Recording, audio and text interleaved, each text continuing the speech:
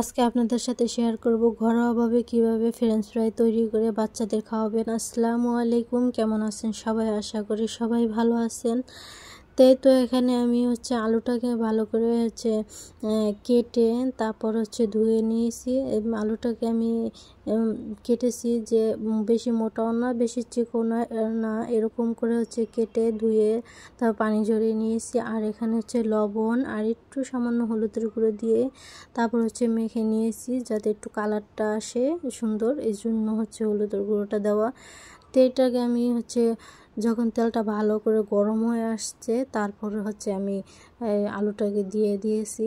এই তো আলুটাকে দিয়ে আমি চুলার জালটা বাড়িয়ে দিয়ে তারপর এটাকে আমি ভেজে নিব প্রায় 5 মিনিটের মতো ভেজে তারপর আমি এটাকে চুলার জালটাকে আমি কমিয়ে দিব।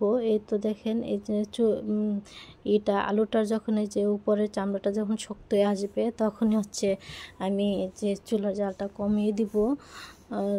যখন দেখবেন আলুটার থেকে একটু পানিটা চলে গেছে তখন যে এভাবে দেখবেন যে আলুটার উপরে যে চামড়াটা একটু শক্ত হয়ে আসছে তখনই চুলার জালটা কমিয়ে দিতে হবে, না হলে উপর দিয়ে লাল হয়ে যাবে, ভিতরে কাঁচা থাকবে। তাই এখানে আমি চুলা জালটা মিডিয়াম করে দিয়ে তারপর এখানে আমি লাল লাল করে এটাকে ভেজে নিলাম। এই তো ভেজে নেওয়া শেষ। তারপর আমি এখানে একটা প্লেটে তুলে নিচ্ছি এইগুলো ফ্রেঞ্চ ফ্রাইগুলো। আর এখানে আমি একটা ভেঙে দেখিয়ে দিই কীরকম হয়েছে। আর দেখেন কি মোচমোচা, আর এই যে দেখেন ভিতরেও যেরকম সুন্দর হয়েছে আর উপর দিয়েও এরকম সুন্দর হয়েছে।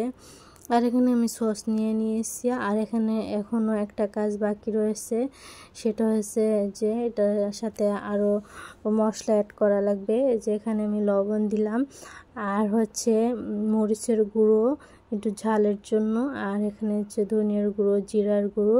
আর আপনাদের কাছে চাট মশলা থাকলে অবশ্যই দিবেন। আমার কাছে চাট মশলাটা ছিল না, তাও খুব মজা হয়েছে খেতে।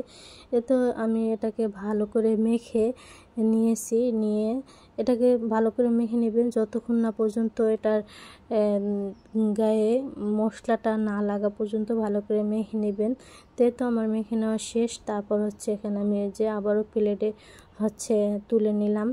নিয়ে এটাকে আমি এখন খাবো আর ছেলেকে দিব।